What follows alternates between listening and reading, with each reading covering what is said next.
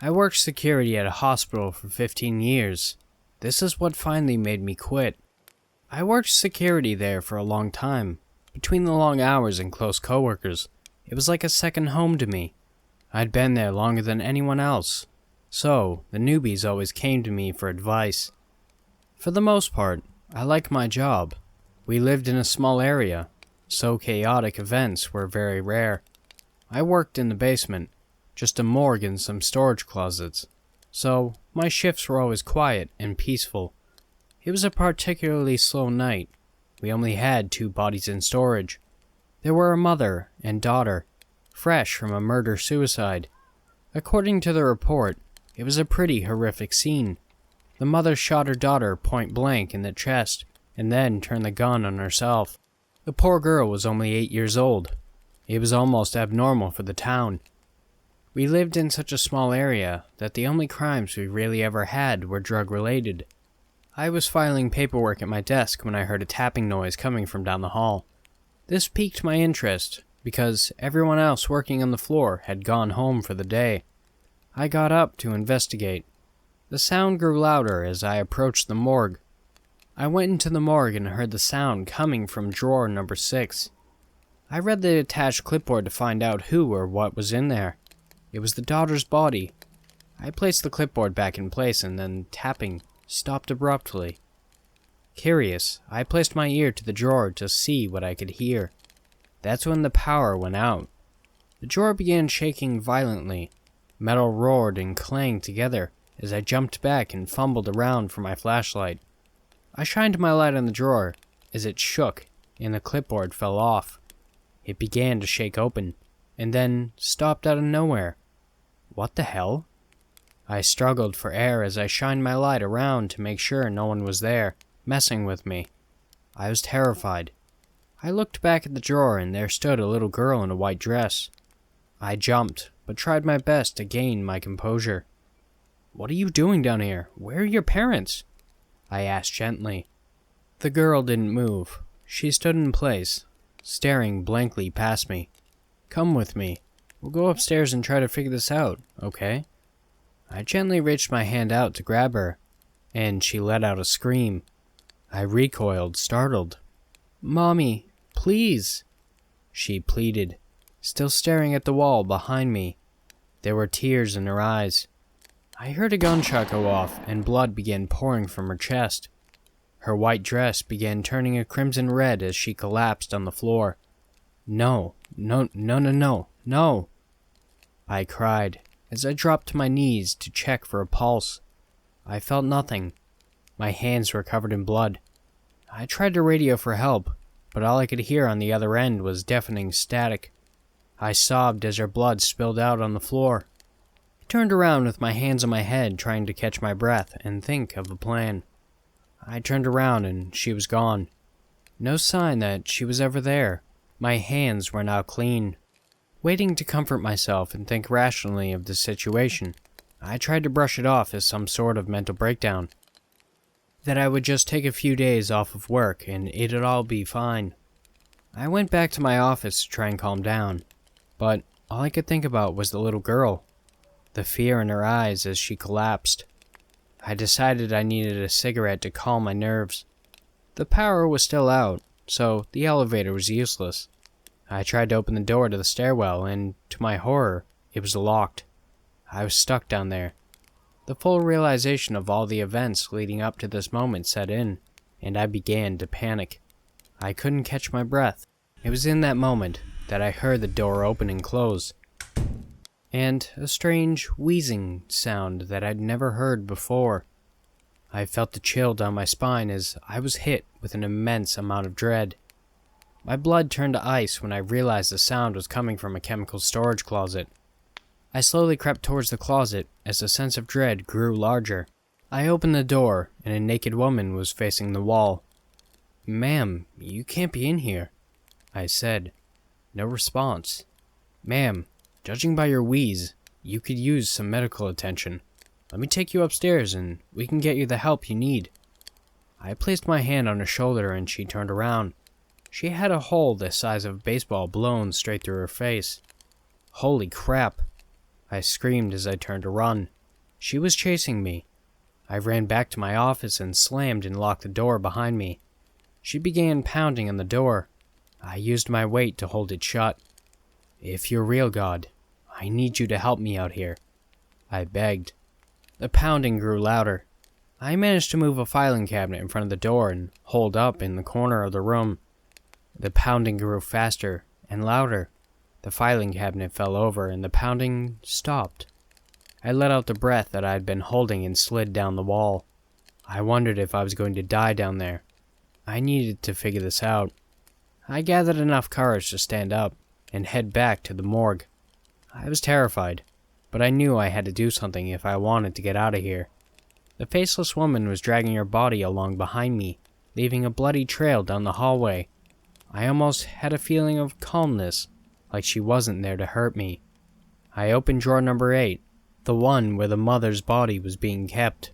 It was the same woman laying there. "What happened to you?" I whispered. Suddenly, I was thrown across the room and pinned to the wall. "Please, don't do this. I'm trying to help you," I pleaded. I then saw the same scene of the little girl play out, but this time, it was much different. I saw the gun and her assailant. Her mother was standing in front of her. "Robert, please, she's just a child.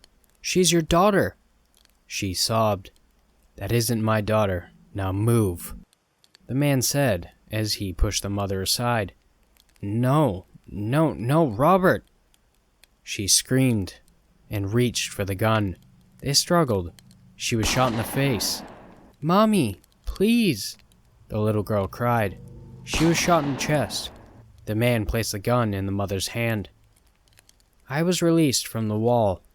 The power came back on and I fell to my knees and cried and cried. This wasn't a murder-suicide. It was a double homicide. I stood up and walked to the elevator, staring blankly ahead, trying to process everything that happened. I went up to the ground floor and walked out. I didn't say goodbye to anyone. I didn't tell anyone I was leaving. I sat in my armchair at home and stared at the wall. I didn't sleep well that night. The next morning, I called the police station and made an anonymous tip. Her ex-husband, Robert, was arrested on 2 counts of first-degree murder. To this day, I refuse to go back in that building, but I sleep better at night knowing that I may have helped bring peace to the dead.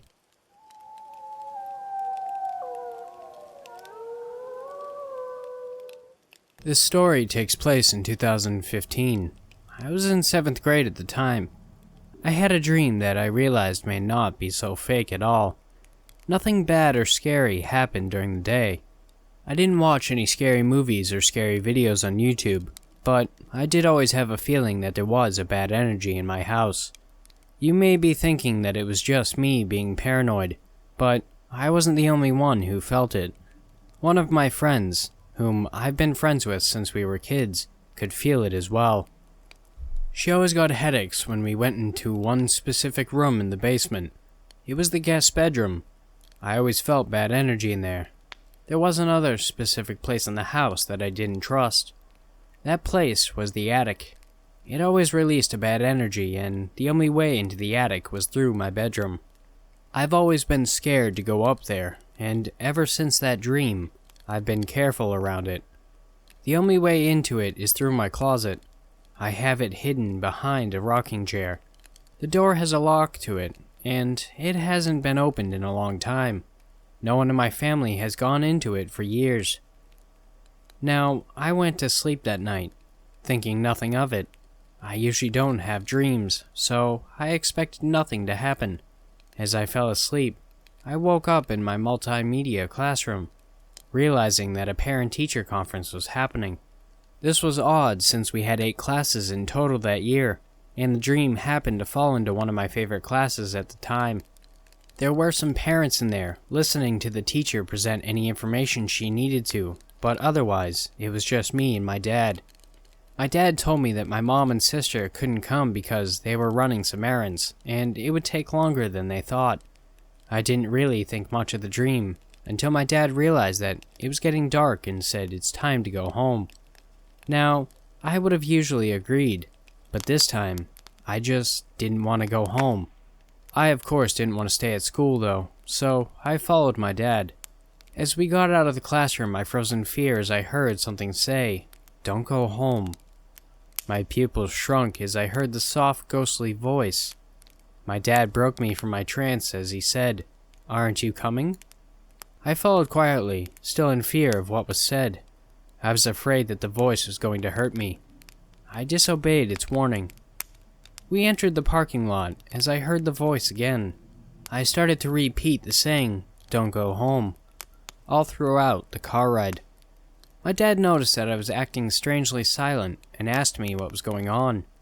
I had started to follow the orders of the voice and told my dad, "I don't think we should go home."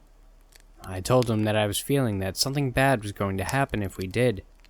He didn't really believe me.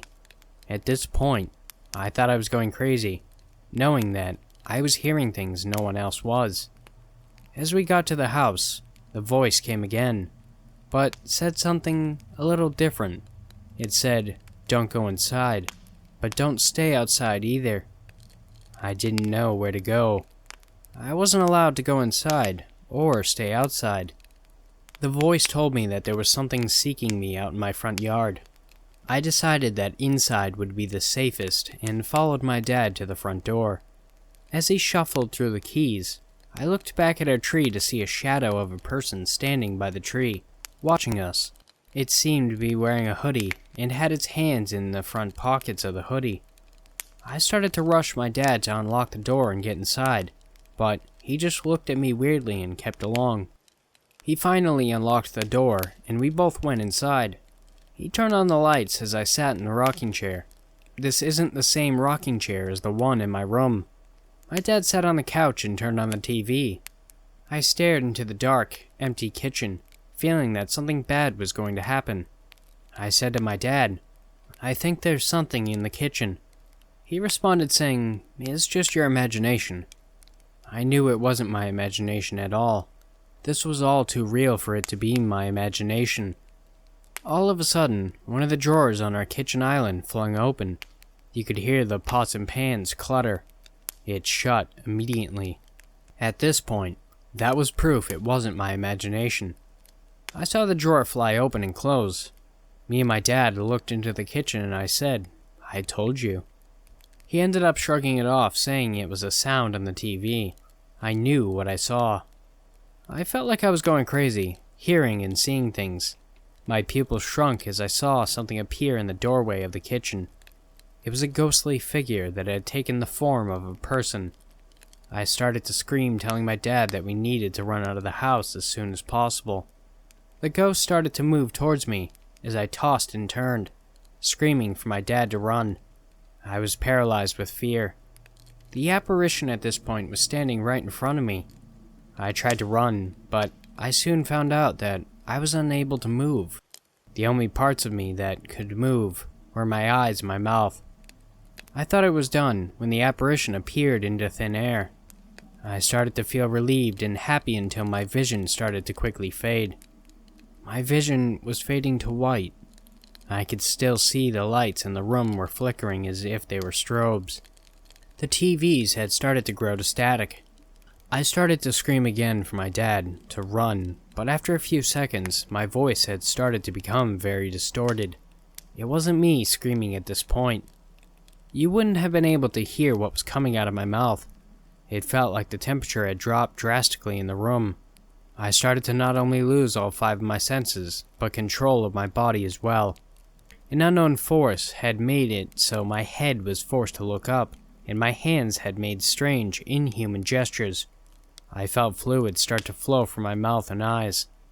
Soon enough, I was lost in my own self, realizing that all 5 of my senses were gone, and something had taken control of my body. I left myself in the form of a ghost and saw everything that was happening. My skin was as pale as paper, and just a little translucent. I saw all my veins coursing through my body as if my skin wasn't even there. My head was forced to the ceiling, and my hands were making terrifying, inhuman motions and poses. Saliva, tears, and blood were flowing from my mouth and eyes. The rocking chair was rocking uncontrollably as I noticed something about my face as well. It was the reason my vision faded to white. My eyes had gone completely white. You couldn't see the iris, nor the pupil of either one. You could only see the whites of the eyes and the veins coursing through them. I looked at my dad, who was still sitting on the couch, but his expression had changed from the looks he gave me before to a much more fearful expression. I had realized that once he realized I was right. He tried to help me, but couldn't move anymore. The thing was targeting him now. He tried to look away fearfully, but his head was soon forced to look at my soulless, possessed body. My conscience connected to my dad's, so I could see in his perspective. The demon inside me realized that I was connected to my dad's conscience, and forced my head to look at him. It wasn't looking at my dad, though. It was looking into his conscience to find me. That's where the dream ended. A little bit after that, we burned sage throughout the house and spread salt through any means of entry in our rooms. Ever since that dream, weird things have happened in the house. You would find lights turned on. My sister has reported a ghost in our basement as well. She said that it definitely was a demon. I recently started to use dowsing rods and pendulums to help me figure this out. It turns out, they showed me that what happened was real. I talked to people I knew who passed away with the dowsing rods and pendulums to see if they were the mysterious voice in the dream. None of them knew. All I know is there was a spirit out there trying to protect me. While I am glad there was a spirit out there trying to protect me, I still don't know who was trying to hurt me. All I can say is, if something warns you in a dream, take that warning. You'll never know what could happen next.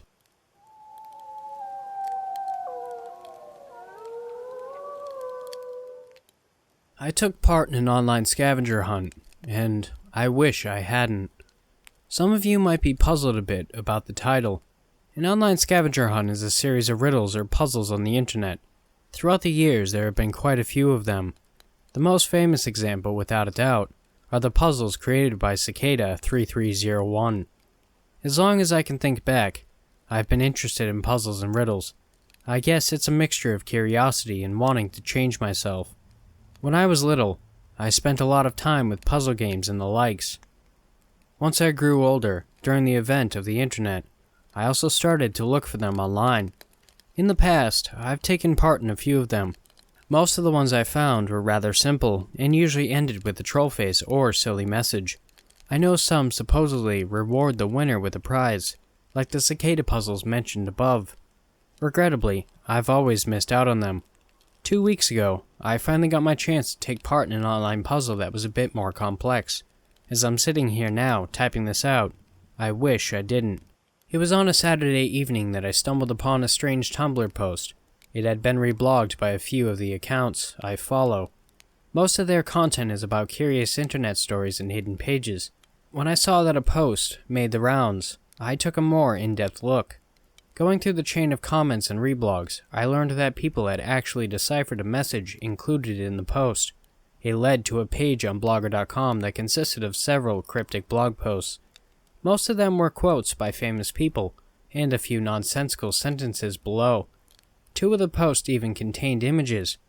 It didn't take long for me to find an invite to a Discord server that someone had created to solve whatever this was. All in all, there were about 30 people on the server. When I joined, only a few were actually online. They were busy talking about the blog post and trying to find a connection between the quotes. So far, it seemed nothing had proven useful. There was one user, however, that stuck out between the rest. His name was Firesnake89. While everyone was talking about the quotes and trying to figure out a hidden message, this guy said it was all a waste of time. His posts were riddled with insults like freaking idiots, or mouth breathers. I sighed when I saw his messages. Found the troll, I thought. My opinion of him would soon change. It wasn't long before he proclaimed he'd figure it all out. Of course, people called him out. After 5 minutes of explaining and mentioning the power of his boundless autism, everyone was quiet. The quotes he said were all from famous works of fiction. That's all there was to them. Sure, the theme of the quotes was related, but that was only there to lead people astray. He continued on about different editions of books, publishers, checksums, and a hidden message on the website itself. It wasn't too tough, he bragged, just a bit tricky. Sitting in front of my computer, I couldn't help but be impressed by this guy. I'd have no clue how he'd figure out even half of it. Let's see if you can figure out the rest on your own. He wrote and posted a line of numbers and letters. My first impulse was to enter it into Google, but that didn't give me any results. A chat message by another user proved that I wasn't the only one dumb enough to try this. At first, I started to calculate the digit sum of the numbers between the letters to see if that gave me a hint. It was all nonsense, though. Another attempt at using Google didn't help either. I sat there, puzzled, staring at the numbers and letters when it hit me. I'd seen something like this before, hadn't I? All the letters were from early in the alphabet. There had to be a reason for this. Right away, a memory from my IT class came back to me. Hex code consisted of nothing but numbers and the first 6 letters of the alphabet. Looking at the line that Firesnake had posted, I realized that the highest letter was indeed an F.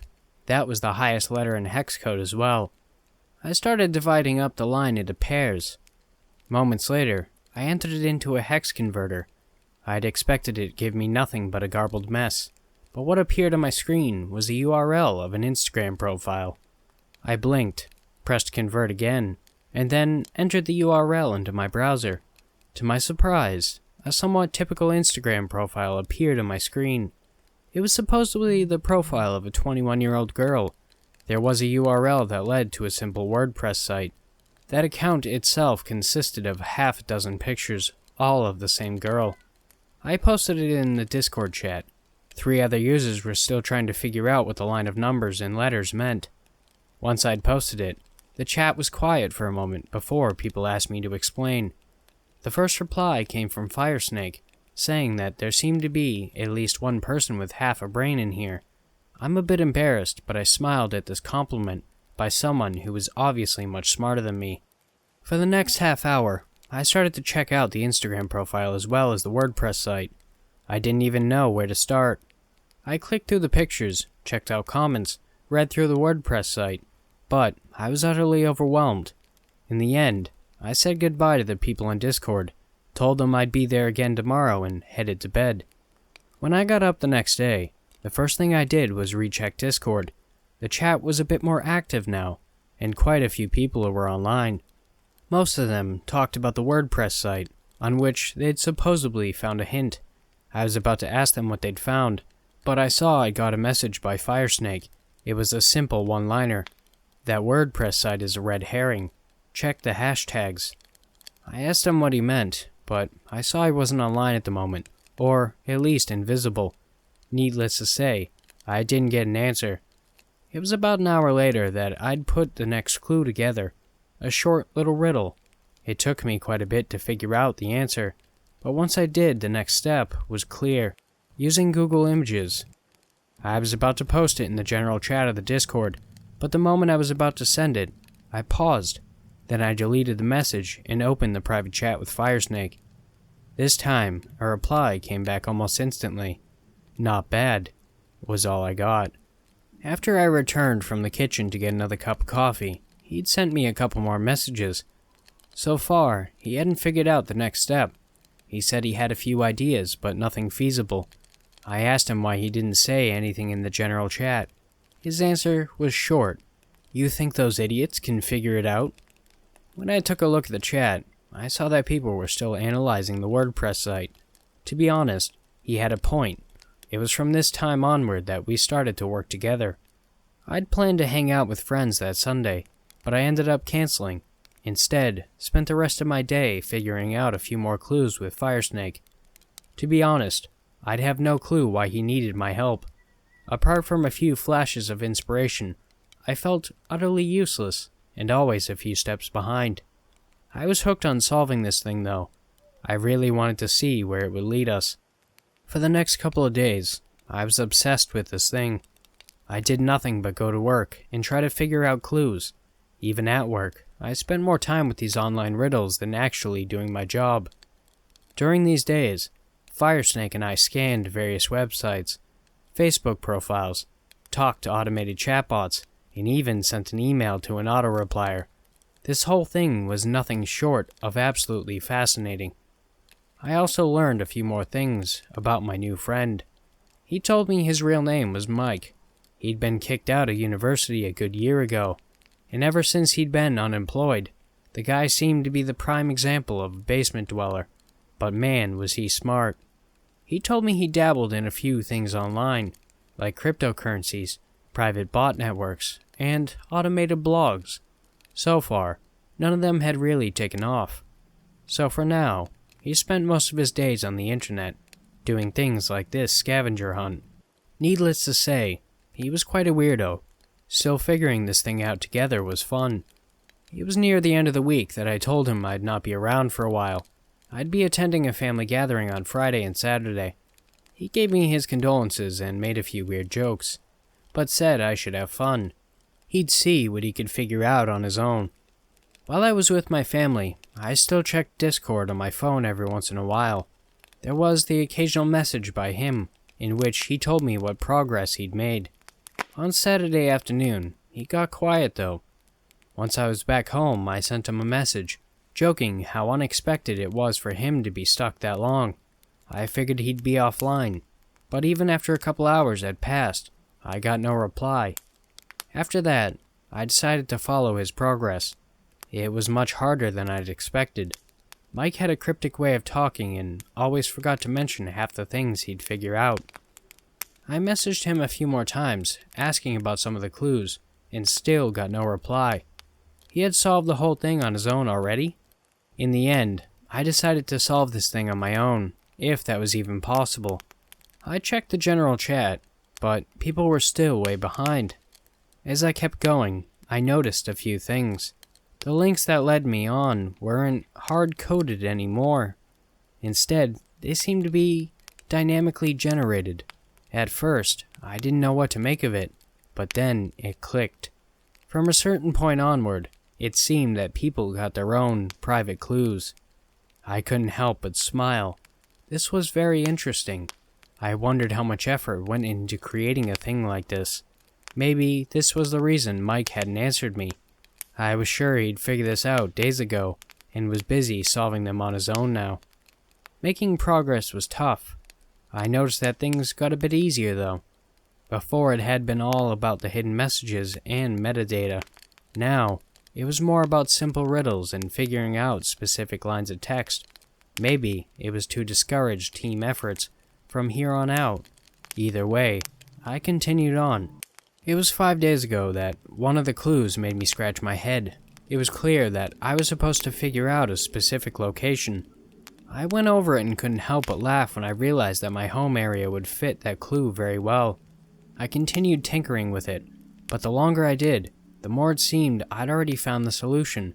It was, without a doubt, my home area's name. I sat back a bit confused.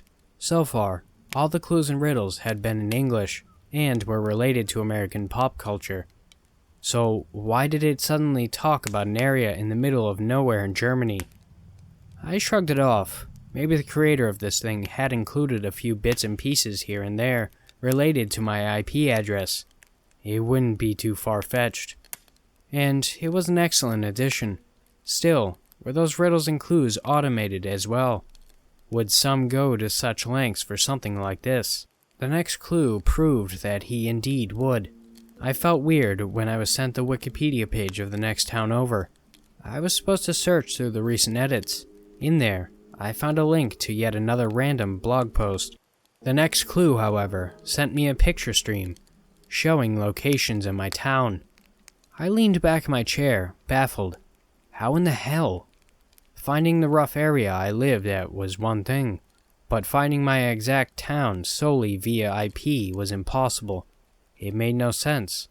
Was it a coincidence? Could it be that this thing was just using different towns in the area? The riddle this time was simple. It was a URL hidden in the website's code. Once I'd followed the link though, I couldn't pretend that all of this was happening by chance anymore. What I stared at was a picture of my room, obviously recorded by my webcam. For a while, I sat there too shocked to do anything, Then, my hand shot forward, turning it away before I disconnected it altogether. What the hell was going on?